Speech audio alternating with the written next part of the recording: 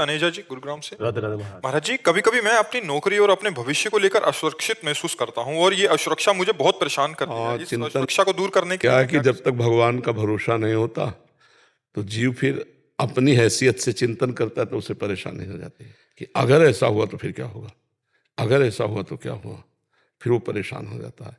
तो हमें लगता है कि भगवान का भरोसा कर लो कि अगर ऐसा हुआ तो भगवान कोई नया रास्ता निकाल देंगे। भरोसो दृढ़ इन चरणन के हो। हमें भरोसा भगवान पर है। एक मार्ग बंद होगा तो दूसरा खोल देगा।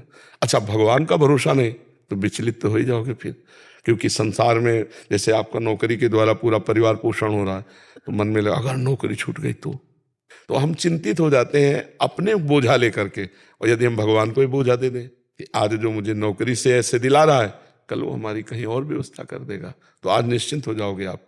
भगवान के भरोसे हो जाओ, वो निश्चिंत कर देते हैं। भगवान का भरोसा अगर नहीं है तो निश्चिंतता नहीं आनी। देखो, हम एक प्रसंग सुनाते हैं। भीष्म पितामह जिस समय सेनापति बने, दुर्योधन के कौरव पक्ष के सेनापति, तो रोज 10,000 महारथी मारते थे। 10,000 महारथी भीष्म जी, महान धनुर्धर, लेकिन एक भी पांडव को खरोच नहीं आती थी। तो दुर्योधन जल जाता जब शाम के युद्ध का निर्णय सुने, बोले एक भी पांडव नहीं मारा गया। भीष्म जैसे सेनापति, एक भी पांडव नहीं मारा गया। तो उनके शिविर में जाकर के रोज इस बात के लिए झगड़ा करता। तो भीष्म जी भाव में आए, 5 बाण निकाल के रख दिए और कहा कल मैं यदि जीवित रहा तो 5 पांडवों का वध निश्चित समझो। और उनको पता था कि मैं जीवित ही क्यों रहूंगा, जिनके रक्षा में भगवान है, तो मैं समर्थ नहीं रह पाऊंगा कि पांडवों को मार दूं। पर ये रोज रोज कहता, तो उन्होंने, अब ये खबर फैल गई पूरे दोनों शिविरों में कि भीष्म ने प्रतिज्ञा की कल 5 पांडवों का वध होगा। इतने में द्रौपदी जी आ गई। बोले प्रभु सुना? बोले हाँ सुना कि 5 पांडवों के वध का उन्होंने 5 बाण निकाल लिए। द्रौपदी जी का अच्छा अपने दासी के कपड़े लाओ। भगवान ने दासी के वस्त्र पहने। द्रौपदी जी का आगे आगे चलो भीष्म पितामह के शिविर की तरफ, पीछे दासी आगे द्रौपदी। सब कोई समझ रहा है कि दुर्योधन अभी आशीर्वाद लेके गया है, 5 पांडव, तो किसी ने रोका ही नहीं। सीधे भीष्म जी के सामने गए। वो संध्या के समय जप कर रहे थे, जाकर प्रणाम किया पितामह। तो उनको भी यही बात समझ में आई कि दुर्योधन की पत्नी आई है, दुर्योधन की पत्नी आई, क्योंकि दुर्योधन अभी गया कह करके। तो हम 5 पांडवों के वध का प्रण किया, तो प्रसन्न होकर बताया होगा, तो उसकी तो उनका सौभाग्यवती भाव, संध्या का समय था।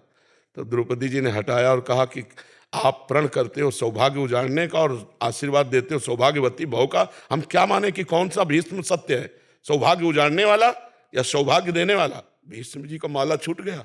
उनका वो कहा जो तुम्हें यहाँ लाया है, क्योंकि इतनी चतुराई से तेरे को यहां तक इस समय पहुंचाना केवल उसी का कार्य है।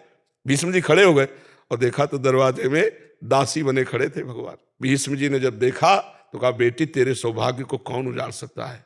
हम जैसे सैकड़ों भीष्म तो भी नहीं उजाड़ सकते, जिसका रक्षक ये गोविंद तुम्हारे लिए दासी बन के आया है तुम्हारे पद।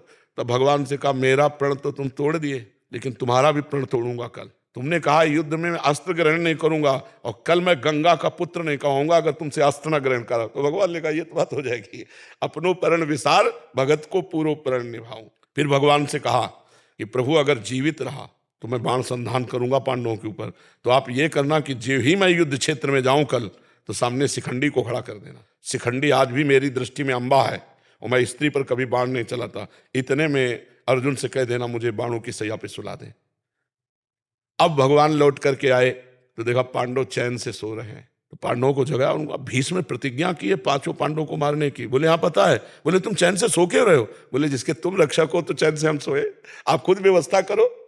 तो समझ रहे हो ना, अगर भगवान का भरोसा है तो चैन से सोगे, वो व्यवस्था खुद कर देंगे। और भगवान का भरोसा नहीं तो अपनी परेशानी अपनी जिम्मेवारी लेने पर हम परेशान हो जाएं, क्योंकि हम मनुष्य हैं। हमारी क्षमता ईश्वरीय शक्ति के आगे नहीं है। अगर ईश्वर का तो ईश्वरीय शक्ति के आगे किसी का ऐसा नहीं कि कार्य बिगड़ जाए, सदैव बनते ही पाया गया है। तो आप भगवान का भरोसा लीजिए, चिंता मत कीजिए, थोड़ा नाम जप कीजिए और भगवान के आश्रित रहे कि होगा वही प्यारे जो राम जी को भाएगा। और राम जी है मंगल भवन अमंगल हारी। अमंगल हो नहीं सकता, हो ही नहीं सकता, तो इसलिए भगवान के भरोसे रहिए।